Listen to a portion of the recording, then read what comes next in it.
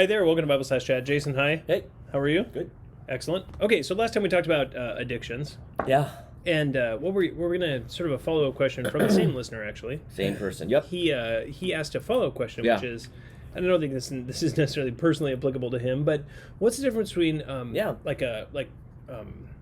prescription painkillers, like Oxycontin or others, right? Yeah. And versus like medical marijuana, for example. Yeah. And which would we hold up and say, this is better, this is worse, this Yeah. is right, this is wrong? Yeah. Because obviously, I had knee surgery, Yes. and when I had knee surgery, they actually prescribed some An opioid? an opioid Yeah. for me to take, Yeah. which I never took because it never hurt that that's bad. I good. just took Motrin. Yeah. But I mean, obviously, people take them, and No. it's not wrong. It's No. actually fine Yeah. because it's been prescribed by a doctor. So how do we classify these things? That's interesting. And then Yeah. how do we sort of weigh those when in the balance? Obviously, medical marijuana being the main question. Yeah. And we don't have. I do not have any medical expertise, so I'm not Right. going to answer it from that regard. I mean, I might say some things that are medical, but I think our goal here is to say, like, how do you make a biblical decision? Right.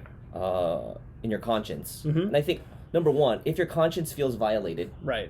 for taking medical marijuana Yeah.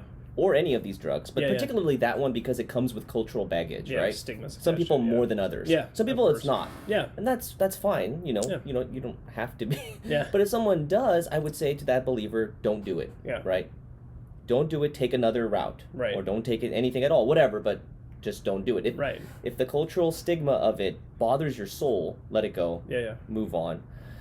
I think we were talking about this beforehand, like how do you decide on this? I'd say, well, ultimately I believe that it is a conscience issue, Right. and I would say, look, to the extent that medical science and doctors are administering it carefully, legally, and for focused pain management, like especially chronic pain management. I know people who have terminal illness get Right. prescribed medical marijuana and it helps them. Yeah. Look, we don't want to be uncompassionate here. Right, totally. Like within those parameters, I would say a believer has freedom to use it Yeah. for medical purposes. Yeah.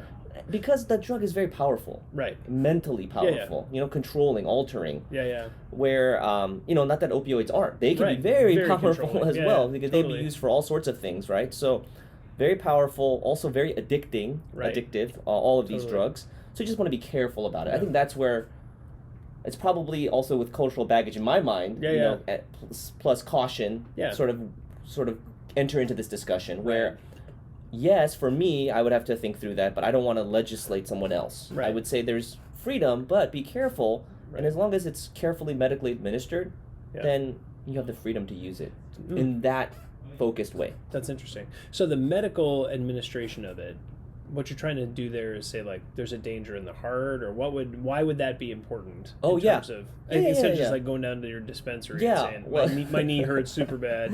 Yeah, I think like going through like proper chains is a good. We did that for all sorts of medicines. Yeah. Why not this? That's Yeah. what I would say. Yeah. And I think as a believer, like there's something there where, I think as a side note to that, like the stigma attached to it, just want to be careful. Yeah. Also, more importantly than the stigma is your own heart. Right. With an addictive substance like this that makes you feel good, Yeah.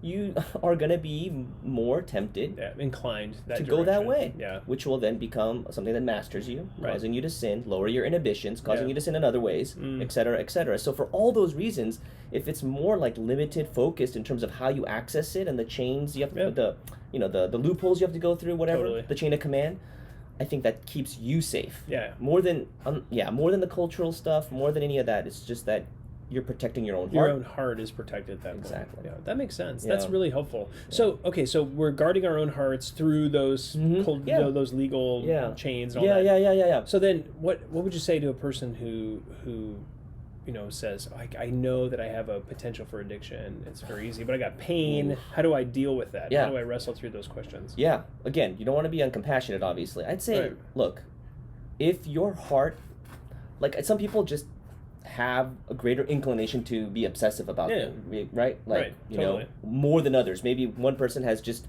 a few things he might get like that with, but another person, she might get addictive about everything. Everything, yeah. Or lots of things. So I would say in that case, our counsel, at least my counsel, would be let's pause on that. It doesn't mean you can't take other medications. Right. And there are other medications, but you need to be careful here because your relationship with Christ and your communion with Him is in jeopardy if you go Right. down this road. Yeah. Maybe God's will for you in that moment, as you come to a point of decision, is to be able to grit through the pain. Right. You know, I'm not saying I would say that to them, like, you yeah. have to. Just grit through, yeah. Yeah, I would say, like, if you come to that place in your conscience and your Yeah. soul before the Lord as you pray, you're like, I think I can manage this. But if it's unbearable, dude, of course, like, yeah, take it. take means that are necessary, but you might want to be careful about certain medications or drugs that are not medications Yeah, because Yeah. of your heart's weaknesses. totally. Absolutely. Yeah. Yeah, it's very interesting, even like culturally. We do prescriptions for opioids, and that limits quantity, at Right. least legally. It limits quantity. Absolutely. Where I think medical marijuana, because of like the explosion Yeah. of that industry, it's Yeah. essentially become very easy to access. It's legal. So yeah, In almost every state, I think, Yeah, or yeah. most states, right? yeah. So the access has become much easier. You just get it. But as a Christian, we just want to be super careful, Yeah. super cautious to do that. Yeah. I think, like, the appearance of evil and Yeah. just kind of going along with the world. Look, like, there's certain activities still in the conscience realm. Right. I don't want to legislate all of that, right? Because then we can never end. Right. There'd be so many things to legislate. So just before the Lord, make sure your conscience is good. Yeah. And then by faith, make that decision. Yeah. Ultimately. And we've talked about this a lot, right? With all sorts of conscience decisions. Totally. You know, with relating to government, relating to Yeah. this habit or that habit. But like the last episode about mastery and addiction. Yeah. And then, like, why? You know, because you want to protect your heart for the Lord. Yeah. So Good. if that's the great. baseline reality and that's the motive driving you, Yeah. I think you'll make the right decision. Yeah, for sure. Yeah. That makes sense. Yeah. Yeah, and also I was, even with medical marijuana, you can get THC in caplet form, right? Capsule form, right? So it's like you don't have to like buy a bong and smoke weed. You just Even when you say it like that, it's like it sounds bad. It sounds gross. I know. Isn't that funny how, like, even culturally, you talk about a hookah in Middle Eastern culture, it's not bad at all. It's it's actually normal. Yeah. But then you talk about a bong and pipes in our culture, and not like the C.S. Lewis pipe. Yeah, exactly. And then it has all sorts of bad baggage. Stigmas and totally. Where I recoil from in my Yeah. in my natural tendency. Right. But I can't say, like, oh no, therefore it's all sin. Right. So that's where we have to be careful, because with culture and things that were once drugs are now medicines. Right. But medicines then become over the counter versions. Right, totally, So it's like science changes. Yeah. And so we're not trusting in science. We're ultimately trusting in Christ, and just make a decision by faith. Be careful. Talk to your pastor, talk to doctors, maybe in the church or other Christian believing doctors. Get some advice. Yeah, that's helpful. Yeah. Okay, so then one last question. Speaking of Ooh. doctors, right? Yes. If you're a doctor, would it be right or wrong to prescribe those things? Like prescribing medical marijuana, for example. Would that be an okay thing or not an okay thing? I would think it would be an okay thing, under the auspices of your certification and your hospital who's administering, or even if you're in your private practice, you are licensed. Yeah. Even just the Hippocratic Oath. Like, exactly. Are you caring for people? Yeah, and Christ. And Jesus. I would say it's okay, I mean, if you're not forced to prescribe it. Right. So if that's a problem with you, then don't. Yeah. But do you think you would say they have freedom to do so in their those capacities? Yeah. Good. Super helpful. Thanks, man. I appreciate it. Well, hopefully that's helpful for you. These are tricky questions. It's always challenging, and we always want to encourage people, go back, talk to your pastor, get biblical advice from those who are over you and who have care over you specifically in the Lord. And so, talk to them first. But if you have any other questions, feel free to email us at info@faithbibleoc.org. Thanks so much.